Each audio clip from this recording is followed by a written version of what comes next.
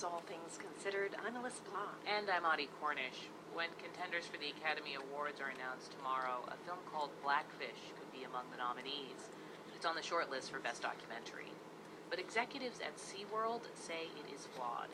Blackfish examines the death of trainer Don Brancho at SeaWorld Orlando in 2010. It raises questions about the theme park's treatment of its killer whales. NPR's Greg Allen reports Blackfish has sparked a debate that, months after the picture's release, is still growing. Blackfish made a splash at the Sundance Film Festival when it premiered in January, and got more attention when it was released in theaters over the summer. But it didn't reach its largest audience until October, when millions watched it on CNN. It's a powerful documentary that focuses on Tilikum, the male orca that pulled Brancho into the water and killed her. In telling the story, Blackfish relies heavily on interviews with former SeaWorld trainers, like Samantha Berg. It's time to stop the shows.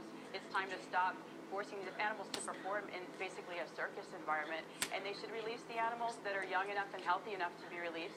And the animals like Tilikum, who are old and sick and have put in 25 years in the industry, should be released to an open ocean pen. SeaWorld dismissed Blackfish as shamefully dishonest, deliberately misleading, and scientifically inaccurate when it was released over the summer.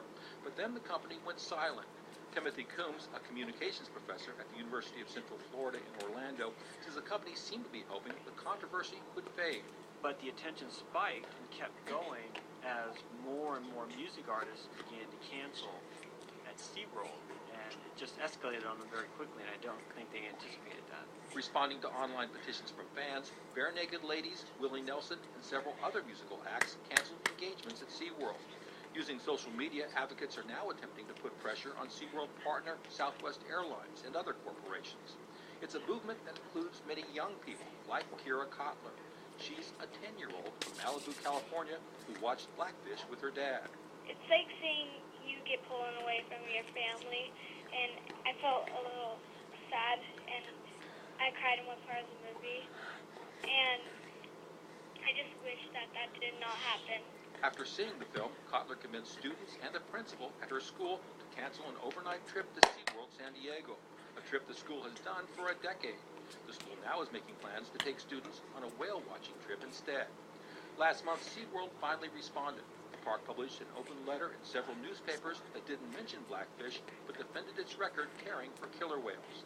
And this week, the company released an interim financial report, saying it had record attendance in the fourth quarter and that it expects to report its highest ever annual revenue in March. SeaWorld is still drawing big crowds. Across the street from the park in Orlando this week, Brazilian tourist Eduardo Silva said he hadn't seen Blackfish, but knew about it. And he says it raised questions for him while he was at the park with his kids. I was just wondering, thinking about all the animals, and especially about what has happened to the whales. And I was just thinking, are they happy? We really don't know.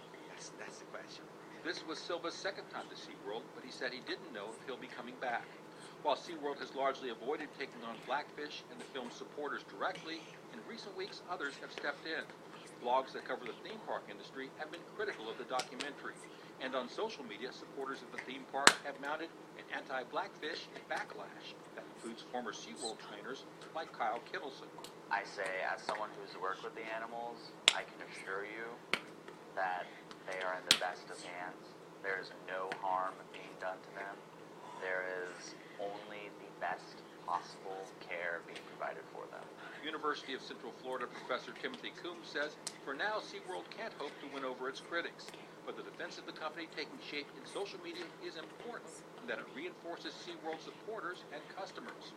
It gives them a reason to come back. Greg Allen, NPR News, Miami.